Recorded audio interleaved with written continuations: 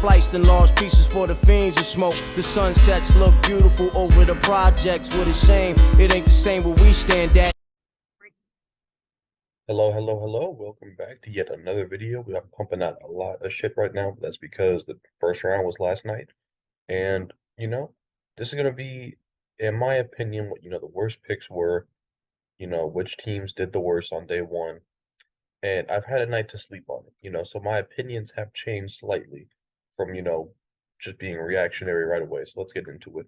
And we're going to start from the top, go down, and we'll talk about most of the picks here, but what I think was questionable at best. Some people would put the Colts drafting AR on here. I would not for a second.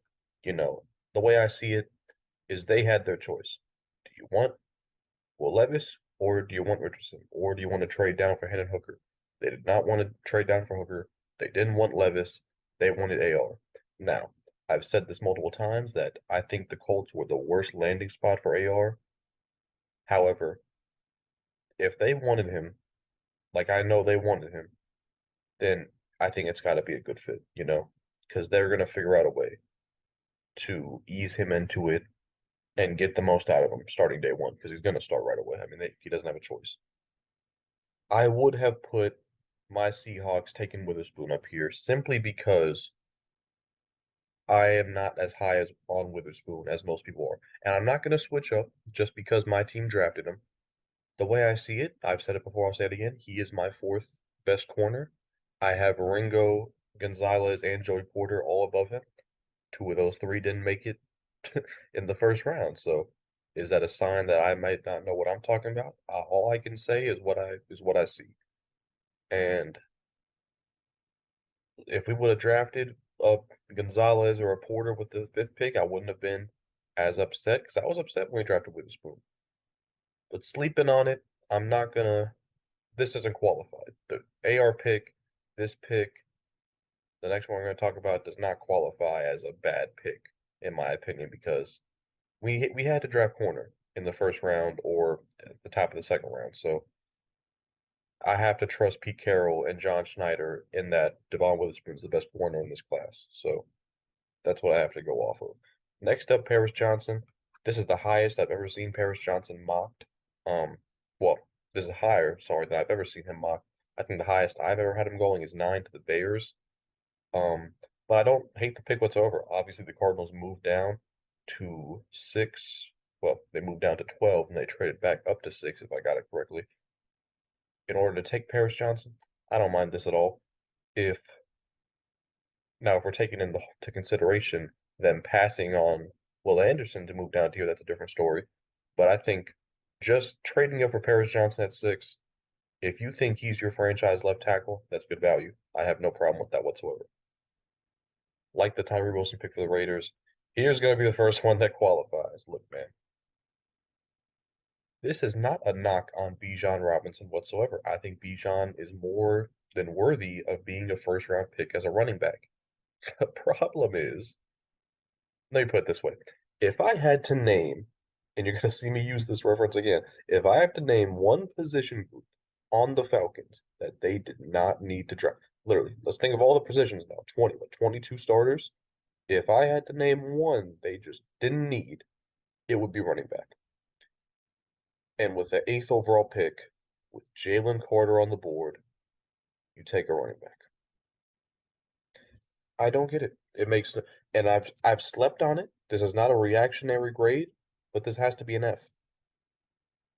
If it was just there were no other options out there, then I would say, okay. But they could have taken Jalen Carter, Skoronski, Gonzalez. I mean, they could have taken a receiver here. They could have done so many things here. They could have taken Miles Murphy, Brian Brzee. They could have done so many things here that I would have just been like, oh, okay, that's a solid pick. I understand that. And then they take Bijan Robinson. I don't get it. This has to be an F. There is no justification in my mind. Yes, they're probably going to play him and Algier, back and forth together and have Cordero Patterson back as a slot receiver. But why? Why? I It just annoys me. I'm not even a Falcons fan, and it annoys me. Obviously, the Carter pick was amazing. Darnell Wright, look, in my opinion, I'm taking Broderick Jones or Skoronski over Darnell Wright any day of the week. They ended up passing, well, they passed on Jalen Carter. I think tackle was the right move. There are going to be some Bears fans who say, oh, why did we pass on Carter? They have to protect Justin Fields. I have no problem with them taking tackle over Jalen Carter. It's just the tackle they chose. I've never seen Darnell Wright mocked this high. Bears thought he was the guy. So I can't argue with that. Only time will tell. But if you're asking me, these two guys right here are both going to be better than Darnell Wright in the future. Titans, great pick. Here we go. And we got to talk about both the picks now. We've got to, and this is ridiculous. Now, this is ridiculous that you can have 2 first-round picks and still be on the losers of the draft video. But you got to make the list for me right now. Keep in mind, they have the Lions have 3 second-round picks, all in the top 55, I believe. So they can right their wrongs from the first round. But if I'm giving a grade to the first round, it's going to be a D plus, and that's a D plus, not a B. And I've had a night to sleep on it, and I'll admit I am a little more understanding of it now than I was last night. But I'll be honest, Jahmyr Gibbs, when they drafted Jahmyr Gibbs, I threw my hat. The only other time I threw my hat was when we drafted Devon Witherspoon. It makes just look at the guys they passed up on, guys. Van Ness, fucking Gonzalez, Joey Porter. It's like, do the Lions not recognize they need secondary? They could have taken receiver. Shit, I mean, tight end. Jahmyr Gibbs. And look, I understand. Jahmyr Gibbs is an extremely versatile offensive player. He could play slot receiver for them. I completely understand that. However, he wasn't going in the top 20. And you can say, oh, Bijan went at 8. That means one of these teams would have took Jahmyr Gibbs. Which one? Were the Packers taking Jahmyr Gibbs? No, guys, they weren't. Were the Steelers going to take Gibbs, guys? No. The Jets? No. The Commanders? No. The Patriots? No. Nobody was going to take Gibbs, guys. They could have got him at 18, and that still would have been a reach. If they would have took Gibbs at 18, I would have said, that's a reach. I don't really like that. At 12? When you let's not even talk about the fact they have 2 good running backs. 2 good young running backs on the Lions roster. Let's draft a running back. This is a horrible pick, guys. And there are going to be some Lions fans that say, people that just say, oh, let's trust the GM, guys, trust the process. If a guy tells you that the sun is blue, it doesn't matter if he has a master's degree, whatever. The sun's not blue. Now moving on to Jack Campbell. So keep in mind, the Jahmyr Gibbs pick is an F for me, even though I understand. Oh, I'll give it a D minus because I understand he's probably going to play slot receiver right away, which is, I understand that. Jack Campbell, this is a massive reach. I have not seen Jack Campbell mocked in the top. Well, I haven't seen him mocked in the first round. I'll be honest, I cannot think of a first round or a mock draft that had Campbell going first round. At 18 is so wild. And I understand. If you needed linebacker, hey, that's perfectly fine. You know what you could have done? You could have drafted linebacker in the 40s. You could have drafted Drew Sanders or Trenton Simpson probably in the 40s. I can't tell you when Jack Campbell would have been drafted. I doubt it was the first round. At 18, this is a massive reach, even more than Jahmyr Gibbs. Only difference here is it addressed a position of need, so I'm not necessarily mad at it. However, it's Jack Campbell. Do the Lions not know they need secondary? And you can say, oh, they got Emmanuel Mosley, whatever. They got Cam Sutton. You just traded Jeff Okudah. The Lions are always known for having injured players in their secondary, and I think Mosley's on a 1-year contract. That does not mean you don't need secondary, guys. Ah, man, Lions fans, there's been some type of group effort to defend these draft picks. This is getting a D plus for me overall from the Lions. And keep in mind, they had 2 picks in the top 18, and you get a D plus. That's a legendary fumble, if you ask me, by the Lions. Van Ness, not at all a bad pick. I've had Van Ness mocked to the Packers before. It was at 15, keep in mind, but I don't know why people are hating on this pick. They needed pass rush with Rashawn Gary out for the start of the year. Van Ness could be a very good player. I have no problem with this pick. Love the Steelers trading back up for Broderick Jones. Jets here. Last night I probably would have put this up here because it's a reach. I don't think Will McDonald was going to go in the top 25. I wasn't even sure if he was going to be a first rounder, so it's a big reach on the player. However, they were fucked because once the Steelers traded in front of them, there was no tackle worthy of taking in the first round unless you wanted Anton Harrison. Anton Harrison, I would have understood it. It would have been a reach, but hey, not as big a reach as Will McDonald. So I'll give this a C minus. Actually, I'll give it a C because they were kind of fucked here. You either reach on Anton Harrison or reach on somebody else. Well, I don't know. If they would have taken a different guy like a Nolan Smith maybe, then I wouldn't have been as mad, but I don't know. It's Will McDonald is not the top 5 pass rusher in my eyes, so I'll give it a C minus actually. I keep flip-flopping. Next up, Emmanuel Forbes at 16. Let me be completely and totally honest with you guys. This is my CB7. This is my cornerback 7, and he's the second corner selected. You can have a completely different opinion on Emmanuel Forbes if you want. That's fine. All I can do is tell you what I look at and what I see. Emmanuel Forbes would have not been on my draft board. You know why? The man's 165 pounds soaking wet. 165 pounds. Okay? It's just, I can't. The first thing I look at is just the physical attributes. And if you don't meet certain requirements for me, I can't draft you. I think Devon Witherspoon is light, and he's 180.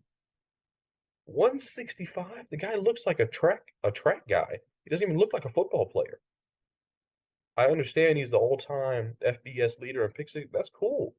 Guys, he's 165 pounds. This is a D plus. This is a D plus for me. Only reason it's not an F is because it was a position of need. But guys, this is bad. This is very, very bad. Not only do I think he would have been available in the second round, but he's CB7 for me. If the Seahawks would have drafted Keyshawn Boutte instead of Jackson Smith-Njigba, I would have given that a D as well. So it's just it's just a bad pick. It's just there's no other way to defend that. Patriots Gonzalez, amazing pick. Buccaneers Kalijah Kancey. I'm not high on Kalijah Kancey whatsoever. Um, but I don't know who else they would have gone. I mean,